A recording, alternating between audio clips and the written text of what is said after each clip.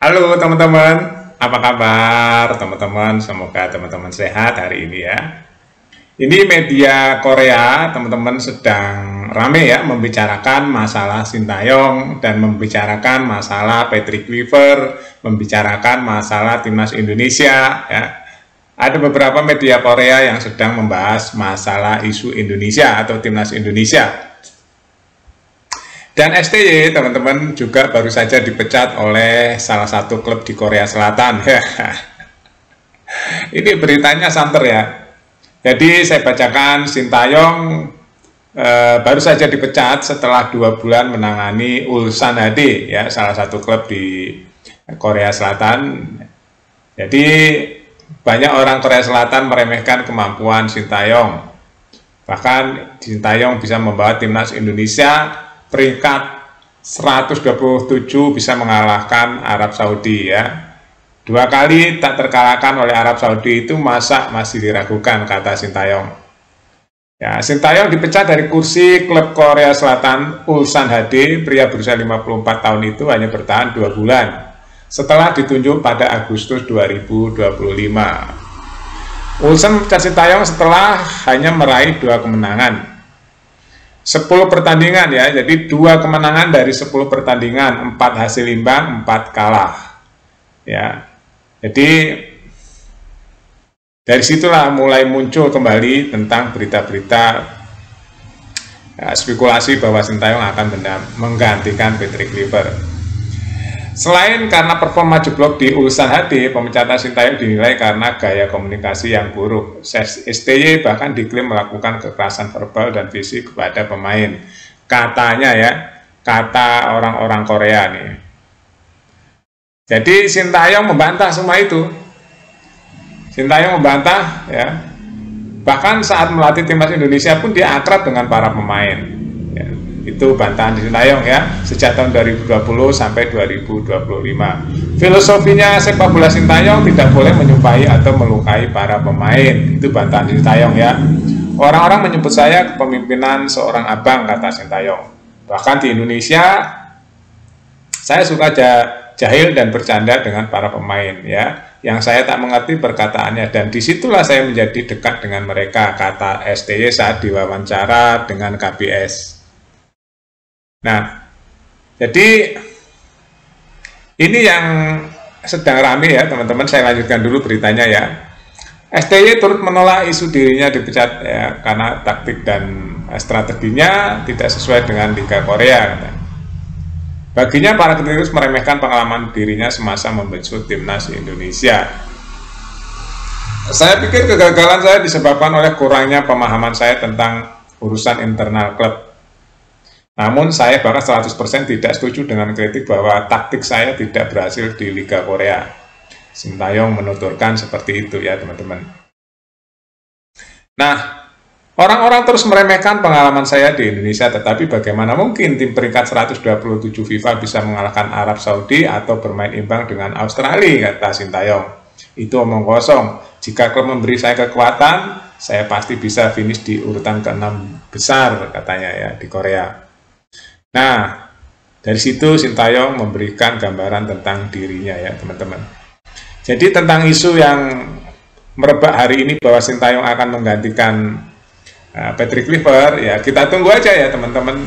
Apakah benar memang di dalam PSSI hari ini sedang panas gara-gara Indonesia gagal ya, gara-gara Indonesia gagal teman-teman masuk ke Piala Dunia. Kita lihat ya beritanya teman-teman. Banyak sekali berita-berita di Korea Selatan hari ini. Bahkan ada Patrick Kluivert mengklaim dirinya akan bertanggung jawab. Ya, di sini banyak yang mengatakan, ya kalau melihat statistik ya, Sintayong memang dari 10 pertandingan hanya 2 kali menang, 4 kali imbang dan 4 kali kalah. Itu memang sangat miring ya teman-teman. Nah, di sini juga ada media Korea Selatan ya memberitakan rumor panas Sintayong gantikan Kluivert di timnas Indonesia nih ya. Nih ya. Jadi ada headline-headline seperti itu. Ya itulah hari ini yang beredar teman-teman. Tapi kita kan belum tahu ya teman-teman, belum tahu. Ada lagi teman-teman, timnas U23 ini bermain imbang lawan India ya. Yang pertama 1-2, yang kedua leg keduanya 1-1. Dan Indra Safri juga akan mengevaluasi semuanya. Ya, Indra Safri itu pelatih hebat teman-teman ya. Dia sudah mengharumkan nama Indonesia berkali-kali di Piala ASEAN ya. Di SEA Games. Nah, SEA Games kali ini teman-teman ya, sebentar lagi yang pelatihnya juga Indra Safri ya, U23. Ya, saya rasa Indra Safri bisa mengatasi lagi Thailand tuan rumah ya tahun ini teman-teman. Jadi kita berharap tahun ini kan Indonesia juara bertahan nih ya teman-teman, masih memegang pialanya ya, semoga bisa dipertahankan. Indonesia ada juara lagi di SEA Games ya, ini akan berlangsung nih di Thailand ya, pasti ya lawannya berat ya, akan ketemu Thailand juga nanti kalau Indonesia terus melaju di situ. Ada Vietnam, Thailand, Malaysia, yaitu ya yang tim-tim kuat di Asia Tenggara ini teman-teman. Semoga Indra Safri bisa membawa timnas U23 mempertahankan gelarnya ya.